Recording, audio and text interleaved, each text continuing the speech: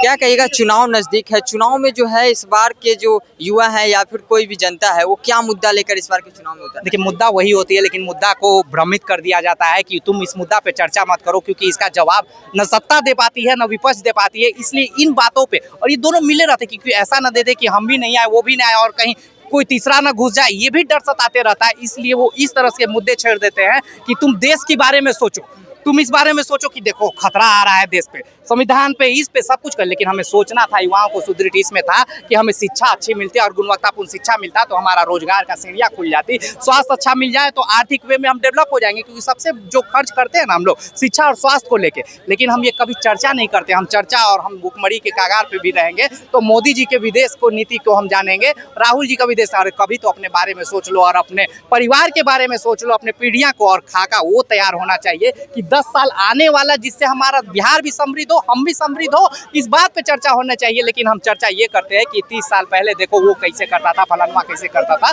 चिलनवा कैसे करता था। जब तक युवा अपने आप को सुदृढ़ नहीं करेंगे तब तक कोई नेता आ जाए, कोई पार्टी का आ जाए, बदलाव संभव नहीं है। इस बात को ध्यान रख लीजिएगा, कान खोल के सुन लीजिए, चाहे कोई भी, क्योंकि वो राजनीति करते हैं और उनकी रणनीतियां इस बात पे होती है कि कैसे उलझा रहे हैं, और तुम्हारी उलझन में वो अपनी सुलझन किए रहते हैं कि हम सत्ता पे बैठेंगे और राज करेंगे। तो क्या लगता है बिहार के जो जनता है वो इस बार भी नेता के जालों में फंस जाएंगे या फिर अपने मुद्दे को लेकर चुनाव में उतरेंगे? बिल्कुल, अभी उस तरह से छोड़ दिया गया है। अभी देखिए, बिना खाए पिए हम लोग चर्चा पे चर्चा किए जा रहे हैं।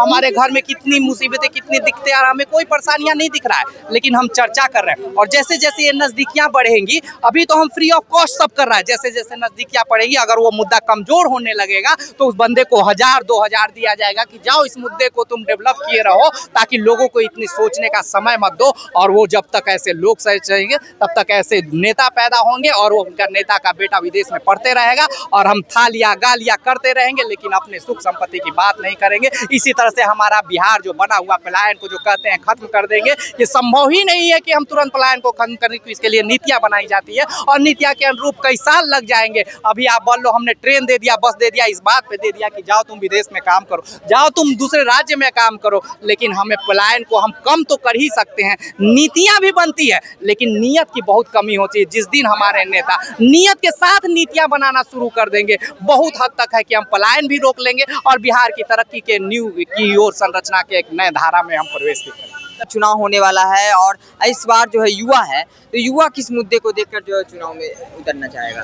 देख लीजिए, युवा अभी का जो टाइम है, इसमें बिहार में मैक्सिमम नंबर युवा का है, मतलब मैक्सिमम संख्या जो है बिहार में वो युवा का है। तो युवा का मुद्दा यही रहेगा, जो मतलब युवा को रोजगार मिले, साथ ही युवा के लिए कुछ कुछ सरकार इस तरह का स्कीम लाए जिससे युवा खुद का भी रोजगार डेवलप कर सके और युवा को पढ़ाई वढ़ाई भी अच्छा से हो सके। और हम लोग का एक सोच है युवा का, जो मोदी ये नीतीश कुमार जिस तरह से हर एक जगह स्कूल खोल रहे हैं, हर एक पंचायत लेवल पे एक इस तरह का स्कूल टाइप का खोलिए जहाँ स्किल सीखने के लिए मिले युवा को, जहाँ से हर एक युवा नया नया तरह का एक स्किल सीखे और उस चीज को अपना लोकल एरिया में अप्लाई कर सके। मान लीजिए बहुत तरह का रोजगार होता है जिसके बारे में युवा को सिखाया जाए, 1 महीना 2 महीना का ट्रेनिंग दिया जाए, उसके बाद युवा उसके तहत अपना कमा के घर अच्छा से चला सके। दूसरा बात हम चाहेंगे, जो नीतीश कुमार से हम उम्मीद करेंगे, आपने जिस तरह से गड्ढा से इस बिहार को गड्ढा से निकाल के इतना डेवलप किए हैं, थोड़ा बहुत और नीतीश जी अगर आप ग्राउंड लेवल पे समय दे दीजिएगा तो हमारा बिहार और डेवलप हो जाएगा। जैसे कि भैया देख लीजिए, हम एक गांव से बिलोंग करते हैं, तो हमको अभी पता है जो हमारे गांव में क्या हो रहा है। अभी भी बहुत जगह हम अंधभक्त की तरह ये बात नहीं करेंगे, तो नीतीश कुमार के राज में हर एक चीज सही है भैया। अभी भी बहुत जगह ऐसा है जहाँ मतलब आप केस लिखने जाइए, थाना जाइए तो घूस ले लिया जाता है। इस सब चीज को नीतीश कुमार को पूरा रोक लगाना चाहिए। दूसरा बात है, अभी भी पंचायत लेवल पे भैया जो भी योजना मुखिया के तहत आता है, तो मानिए हर एक लगभग 90% के मुखिया जी घूस ले लेते हैं। तो ये सब चीज रोकना चाहिए। और हमारे गरीब लोग के लिए मात्र 1 से 1.5 लाख सरकार दे रही है, उसमें आप 40-50 हजार घूस ले लीजिएगा तो गरीब लोग कहाँ से घर बनाएंगे भैया? अरे महाराज, क्या है आप लोग का चुनाव? तो हम बता रहे हैं ना साफ साफ कि जिसके राज्य में बेटी सुरक्षित नहीं है, माता सुरक्षित नहीं है, युवा सुरक्षित क्या है, वो तो बेरोजगारी से ढनक रहे हैं। यूपी गुजरात मतलब बंगाल जाकर, बेंगलुरु जाकर इधर, तो कहीं ना कहीं पलायन होनी चाहिए मुद्दा, रोजगार होनी चाहिए मुद्दा, उसके बाद शिक्षा होनी चाहिए, चिकित्सा होनी चाहिए। तो असली मुद्दा से लोग भटकाते हैं और सवाल मतलब उस मुद्दा क्या बनाते हैं हिंदू मुस्लिम। ये क्या कहिएगा, बिहार में चुनाव है, चुनाव से पहले जो है लगातार कहा जा रहा है कि युवाओं के लिए सबसे बड़ा मुद्दा क्या होने वाला है इस बार के चुनाव में। इस बार जो चुनाव देने जाएगा युवा, इसका सबसे बड़ा मुद्दा क्या देखिए, युवा है और बेरोजगार है।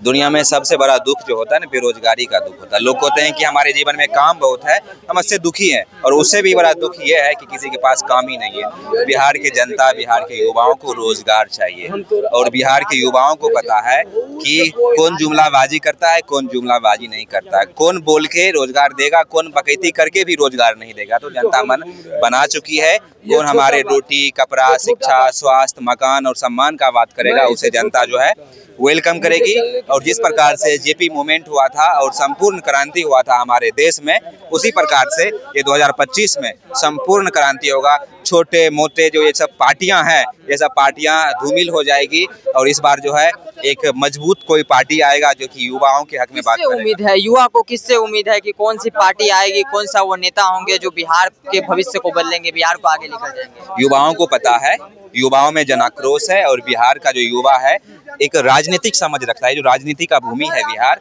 छोटे छोटे बच्चे को अच्छे से राजनीति समझ में आता है। लोगों को पता है कि कौन जुमलेबाज है, कौन जुमलेबाजी नहीं करता है, कौन कह के भी मुकर जाता है, और कौन अगर नहीं भी कहता है फिर भी हमारे राज्य के लोगों के लिए सोचता है, यहाँ तक कि पशु पक्षियों के लिए भी सोचता है। उसे लाना है, उसे वेलकम करना है, और इस बार जो है आप देखेंगे कि संपूर्ण क्रांति होगा। पूर्ण बहुमत के साथ कोई सरकार में आएंगे और जो कि बिहार को बदल देंगे। जवाब दीजिए कि अभी के सरकार से युवा खुश है या फिर नहीं? अभी के सरकार से कोई खुश नहीं है। क्या बूढ़ा, क्या बच्चा, क्या औरत, क्या मर्द, क्या लड़का, क्या लड़की, कोई खुश नहीं है। आप देख लो चिकित्सा का व्यवस्था, स्वास्थ्य का व्यवस्था तो धज्जी उड़ी गया है। मैं खुद जो है आउट ऑफ बिहार से पढ़ाई किया हूँ, पढ़ने के लिए हमें बाहर जाना पड़ता है। आप देखेंगे जो मध्यवर्गीय परिवार के लोग हैं 10 से 15 हज़ार रुपया कमाने के लिए आउट ऑफ बिहार जाते हैं, हमारे बिहार से बाहर जाते हैं वो कमाने के लिए। तो अब क्या है, ना तो रोटी है, ना तो कपड़ा है, ना तो मकान का व्यवस्था है, मकान इंदिरा आवास से मिल रहा है। आप यहाँ रोजगार दोगे ही नहीं तो लोग मकान कैसे बनाएंगे? सब चीज़ में हम कहीं और देखते हैं, किसी और को देखते हैं। तो बिहार का हालत जो है पूरा खराब है। इस बार पूरा परिवर्तन होना चाहिए। क्या कहेगा, बिहार में चुनाव है और चुनाव से पहले अब मुद्दा जो है वो खोज रहा है युवा की, इस बार किस मुद्दा पे जो है वो बिहार का युवा जो चुनाव देने वाला है? देखिए, युवा भरा ये जो मुद्दा है काफी मुद्दा है। अब बताइए 20 साल युवाओं के लिए क्या मुद्दा है? युवाओं के लिए सबसे ज्यादा बड़ा मुद्दा तो यही है कि रोजगार का मुद्दा होना चाहिए। पलायन जो बिहार से बाहर लोग जा रहा है वो पलायन रुकना चाहिए। बेरोजगारी है, शिक्षा का बहुत ज्यादा माहौल है बिहार में। देखिए जितने भी सरकारी स्कूल है उसमें अभी कह सकते हैं कि बीपीएससी 3.0 तक जो भी बहाली हुआ है उससे शायद शिक्षा जो है सुधर सके। इससे पहले की आप बात कीजिएगा तो नाम मात्र की था, सिर्फ सरकारी विद्यालय था, उसमें कोई पढ़ाई उतना अच्छा से नहीं होता था। हाँ, 10 साल पहले की बात करेंगे तो उसमें काफी अच्छा पढ़ाई होता था। 10 साल पहले अच्छा पढ़ाई होता था, अब अच्छा पढ़ाई नहीं हो रहा। बीच में काफी गड़बड़ा गया। बोल तो रहे हैं कि जब हम लोग पढ़ाई करते थे उस वक्त सरकारी स्कूल में ही काफी अच्छा पढ़ाई होता था, और अब गड़बड़ा गया है ना के मात्र के। लेकिन हाँ, जब से बीपीएससी 3.0 तक का जो भी बहाली हुआ है उसमें काफी अच्छा रिस्पांस देखने को मिलेगा और आगे लोग बढ़ेंगे। नीतीश कुमार जी शिक्षा में बहुत काम किए हैं, लोगों को पढ़ाने के लिए जो है कई तरह की स्कीम भी लाए, चाहे वो लड़की के लिए हो या फिर लड़कों के लिए भी कई तरह। नो डाउट ना, नीतीश कुमार जी ने जो भी काम किया वो अच्छाई के लिए काम किया। चाहे बेटी जो पढ़ रही है तो उसके लिए आगे पैसा देने का काम कर रहे हैं, मैट्रिक पे, इंटर पे, ग्रेजुएशन पे। और यहाँ पीजी में जो भी लड़कियाँ अगर बिहार में एडमिशन लेती है तो उसको कोई भी यूनिवर्सिटी जो होती है उसमें सरकारी एडमिशन फ्री होता है। तो नीतीश कुमार ने